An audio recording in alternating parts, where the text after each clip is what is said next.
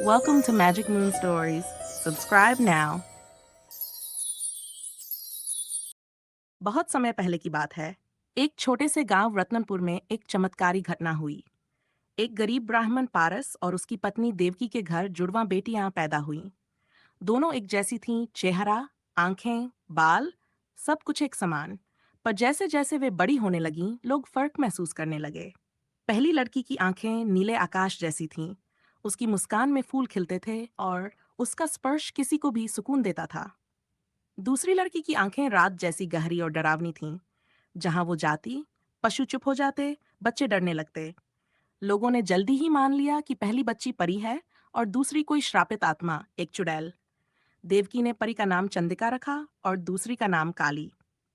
देव की माँ थी, इसलिए दोनों से बराबर प्यार करती थी, पर गांव के लोग काली से नफरत करने लगे। वो कहते, ये अभिशाप है, इसे यहाँ से निकाल दो। धीरे धीरे काली को अकेले जंगल के किनारे एक झोपड़ी में भेज दिया गया। वहीं चंदिका को गांव की देवी मानकर पूजा जाने लगा। पारस को समाज की बातें बुरी लगती थीं। वो इस शर्म से एक दिन घर छोड़कर चला गया और कभी लौटकर नहीं आया। अब देवकी अकेली रह गई थी, एक बेटी मंदिर में और दूसरी जंगल में। काली अकेली होती चली गई। उसके पास कोई नहीं आता, ना कोई उससे बात करता, ना उसे देखता। वह चुपचाप झोपड़ी के कोने में बैठी रहती और आग की लपटों को देखती। लेकिन एक रात, जब वो बहुत उदास थी, एक बूढ़ी औरत उसके पास आई। उसके बाल सफेद थे और आंखें तेज। बूढ़ी औरत ने कहा, तू बुरी नहीं है बेटी, तू बस गलत समझी गई है। तेरे पास शक्ति है, चुनाव करने की। चाहे तो इस श्राप को वरदान बना सकती है। काली ने डरते हुए पूछा, कैसे? जब पूरी दुनिया मुझे देखना नहीं चाहती, तब मैं खुद को कैसे देखूं? बूढ़ी मुस्कुराई। असली शक्ति अपने अंदर के अंधेरे को पहचानकर उसे प्रकाश में बदलने की है। उस दिन पहली बार काली ने खुद को आईने में देखा। वो चंदिका जैसी ही थी, सुंदर, मासूम। फर्क था तो बस नजरों का। उधर चंदिका का जीवन एक देवी की तरह बीत रहा था, पर उसकी आत्मा दुखी थी। उसे अपनी बहन की कमी महसूस होती थी। वो अक्सर रात को छत पर बैठकर आसमान की ओर देखती और सोचती, अगर हमारा चेहरा एक है, तो हमारी आत्मा भी एक जैसी होगी। एक दिन गांव में एक भीषण आग लग गई। लोग इधर उधर भागने लगे। मंदिर, घर, पेड़ सब जलने लगे। लोगों ने बिना देखे काली पर दोष मत दिया। उस चुड़ैल ने बदला लिया है, उसे जलाओ। काली जानती थी कि ये आग उसकी नहीं थी, फिर भी वो डरकर भाग गई। वो फिर उसी झोपड़ी में लौट आई, रोती रही, कांपती रही। चंदिका को जब ये बात पता चली, तो वो गांव छोड़कर जंगल की ओहलदें आमने सामने थीं। पहली बार वर्षों बाद।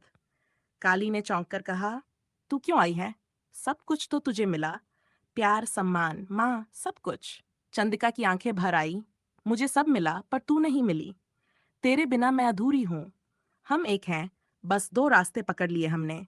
तूने अंधेरे को गले लगाया और मैंने रोशनी को। पर अब हम चाहें तो दोनों मिल सकते हैं। काली की आंखें डबडबा गई। अगर मैं बदलना चाहूं, तो क्या दुनिया मुझे अपनाएगी? पहले खुद को अपनाना होगा, चंदिका ने उसका हाथ पकड़ते हुए कहा। तभी एक और संकट आया। गांव में एक रहस्यमयी महामारी फैलने लगी। लोग बेहोश होने लगे, बच्चों की सांसें रुकने लगीं, सारी औषधियां बेअसर थीं। एक बूढ़ी साध्वी गांव में आई और बोली, ये रोग तब जाएगा जब कोई श्रापित आत्मा खुद को बलिदान करेगी, ताकि इंसानों की सांसें फिर से चल सकें। काली चुपचाप सामने आई। किसी ने कुछ नहीं कहा। सब डरते रहे, पर वो मुस्कराई और अपनी हथेली पर आग जलाकर उसे नीले प्रकाश में बदल दिया। वो रोशनी धीरे धीरे हवा में फैली, गांव में समा गई। बच्चे जाग उठे, माएं रोने लगीं, सब कुछ ठीक होने लगा। पर काली वहीं गिर गई। उसकी सांसें रुक चुकी थीं।